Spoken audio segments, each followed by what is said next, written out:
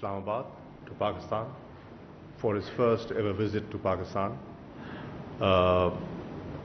I'm happy to see him here because we've had some useful conversations on the situation, the unfolding situation in Afghanistan. I've spoken to him over the telephone 3 times, and we had a very good discussion in New York. So today we dwelled further on what we had discussed in New York, and I shared with him our assessment of the situation in Afghanistan, and I also shared with him my interaction with Mr. Borrell, the High Representative of the European Union, on how EU can engage with Afghanistan and how can we collectively agree on a way forward. We also availed this opportunity to review our bilateral relations, and I'm happy to share with you that they are on an upward trajectory. There's a lot that can be done, and we have discussed how we should put in that extra effort to improve our bilateral trade and promote and attract more investments into Pakistan. I shared with the foreign minister and gave him our preference that these are the 3 areas where we feel that we can benefit from Danish help. For example, renewable energy, and we have welcomed some of the initiatives announced. For example, the Green Partnership Agreement signed between Denmark and Pakistan will give us opportunities of greater cooperation in renewable energy. The fact that that both sides have agreed towards, and Denmark has included Pakistan in the Danish energy transition initiative.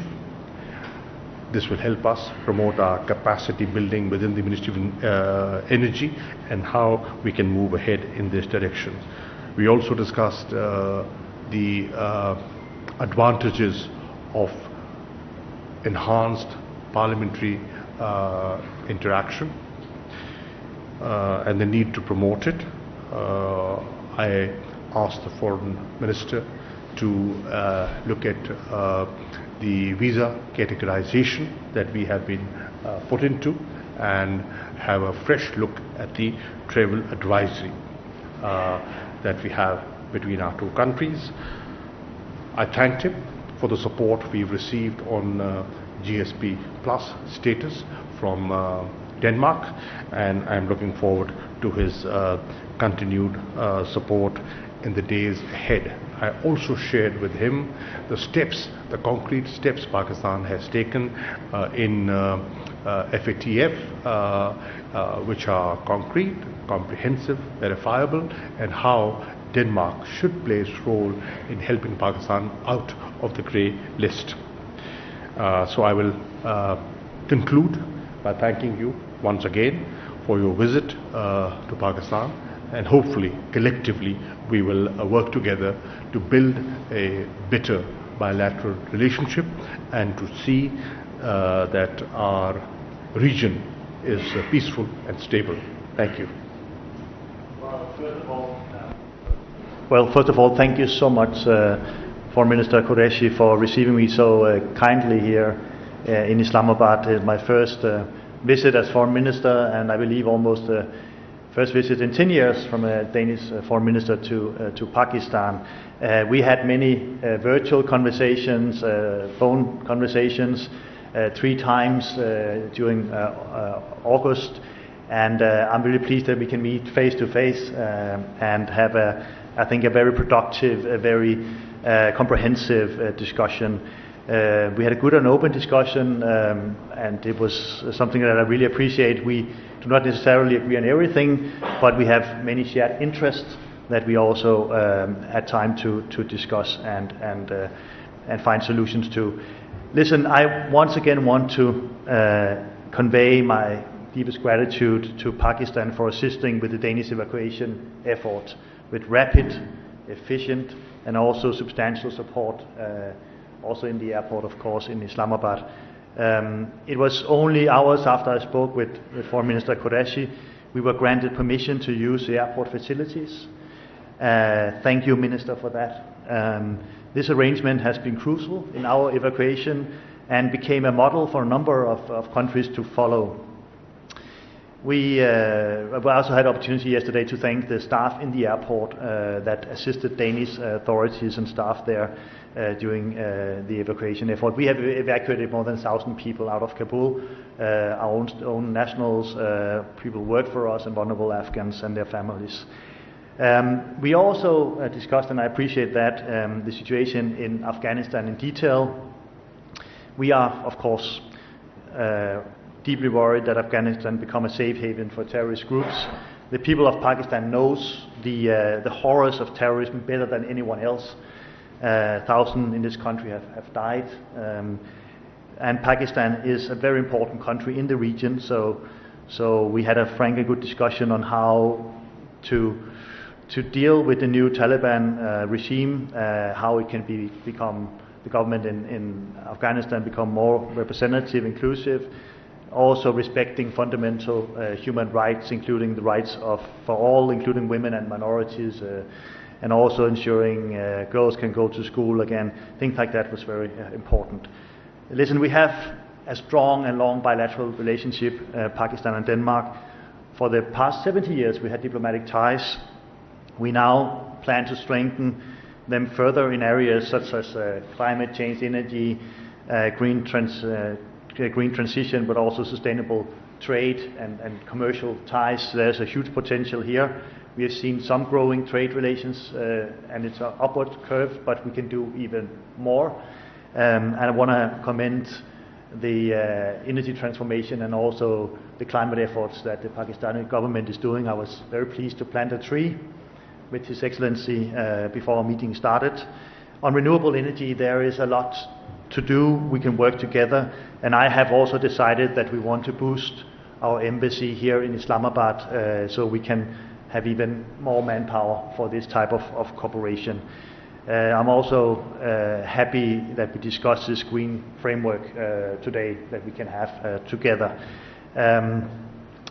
So listen, I want to say I know how important Pakistan is to the stability and security of the region, to the stability and security in Afghanistan, and that we need to work together because despite the situation in August in Afghanistan, we all have a keen interest in finding a way forward. We will not turn our back to the situation in Afghanistan. We will still stand up to fight that Afghanistan again becomes an international safe haven for terrorist groups, that the basic rights of the people that lives in Afghanistan, the population, is respected, and that we will create stability and security in the whole region. So thank you so much for receiving me so kindly. It's really good to be here in Pakistan as a foreign minister. Thank you very much. I understand we have time for maybe one or two questions. Can I have a question from the back? And please introduce yourself. Thank you, sir. Shaukat Pracha from Aaj Television. My question to Excellency Shah Mahmood Qureshi Sahab is, you both discussed Afghanistan. There is a bill proposed in the US Senate. Pakistan was good till Pakistan cooperated in facilitation of Doha Agreement, and Pakistan was good till the brave and historic surrender of Afghan military and then Taliban takeover. Now, spokesman has given a diplomatic reply to this proposed bill, but how you feel the consequence, the political consequence of the proposed bill in the US Senate? And my question to Honorable Visiting Excellency is, thank you for your sustained cooperation in development sector in Pakistan, including the energy transition initiative. You talked about Afghanistan, and you are rightly worried about the future. So why not then your great country, the European Union, they ensure their engagement, including recognition of the government, while taking note of the ground realities over there? Thank you.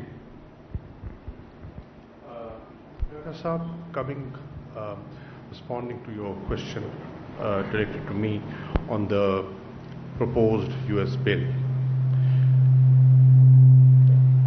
Obviously, we cannot overlook the implications it can have for Pakistan. We are cognizant, and we will do everything possible to explain what the correct position is. We also understand that as the bill stands right now, it does not have bipartisan understanding over it. It is a bill presented by a group of Republican senators who have had a view on how the government of United States should have responded to the situation in Afghanistan. They are critical of some of their own policies. They are people who were against US withdrawal and are of the view that the immediate withdrawal should not have taken place. They have a right to their views. Pakistan believes in engagement, communication, and obviously defending our interests. We will protect Pakistan's interest. We will defend our position because we have a lot to share with the US Congress. They have to understand the positive role Pakistan has played in fighting terrorism. They have to understand the positive role played by Pakistan in facilitating the peace process. They have to understand what were the causes behind the debacle in Afghanistan. And scapegoating Pakistan would be overlooking ground realities. And they have to understand that a partnership with Pakistan is required in the future as well to achieve stability in Afghanistan and the region. So let us not be excessively obsessed with the bill. It's an attempt, and let's not forget there are lobbies in the United States, and there are neighbors in our region who would like to play up this bill. To me, it is an attempt to pass the buck, and Pakistan has sufficient reasons to defend its course. Thank you for your question. Listen, we are not going to recognize a Taliban government. What we see now in Afghanistan is a very serious situation, and we are very worried about the situation in Afghanistan. I mentioned very clearly if Afghanistan developed into a feeding ground, a safe haven for international terrorist groups, is something that will affect all of us, and we should avoid that. But also the fundamental and basic rights of the Afghan people, the 38 million people that have lived through 4 decades of war, helping them is paramount for Denmark, ensuring their fundamental rights of women and girls. We have just this year in 2021 allocated $80 million for humanitarian help and relief to the people of Afghanistan, and we will continue to engage to ensure that that is our position. We will judge any government in Kabul not on the words but on what they whether they respect people's rights or not, whether they are willing to ensure that terrorist groups doesn't found ground again, whether they would act as responsible partner to the international community with the obligations that implies. That is our position. Thank you. Maybe we can Thank you, Yes, this is Mateen Adib from GTV. Foreign Minister of the United States has said that Pakistani airspace will be used to carry out drone strikes against Al-Qaeda targets in Afghanistan. Do you think still Al-Qaeda active and operative and they have their bases in Afghanistan? And if any such decision is made by the US, has Pakistan been consulted? Will Pakistan cooperate in any such move? And question to guest foreign minister, you have expressed serious concerns about human rights and minorities and women issues in Afghanistan. Pakistan has recently prepared relations in Indian occupied Jammu and Kashmir, entire European of human rights. So how would you see these gross human rights violations and continuous lockdown in Indian occupied Kashmir for the last 2 years? Would you take up this issue at any level with India, because it's a serious human rights issue? Thank you. On the question of support to the United States, I believe there was a discussion in which there was mention of the usefulness of the air corridor provided by Pakistan in the past, and I believe it was mentioned that we are in talks with Pakistan on the continuation or cooperation in the days ahead. Obviously, that's a decision that will be taken by the cabinet after due deliberation. Looking at all the pros and cons, Pakistan will decide what is in the interest of Pakistan's security, national security, regional stability. Pakistan will take a decision accordingly. Well, thank you for your question.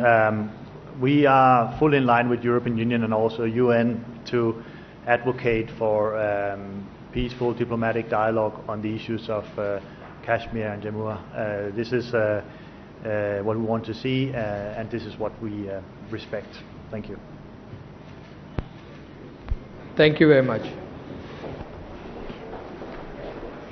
Shah Mahmood Qureshi की Denmark के वज़ीर ख़ारिजा की हमरा इस्लामाबाद में news conference. इस मौके पर पाकिस्तान के वज़ीर ख़ारिजा शाह महमूद कुरैशी का कहना था कि डेनमार्क के वज़ीर ख़ारिजा को पाकिस्तान तशरीफ़ आवरी पर खुशामदीद कहते हैं। डेनमार्क से दो तरफ़ा ताल्लुक़ात को मज़ीद वुस्त देना चाहते हैं।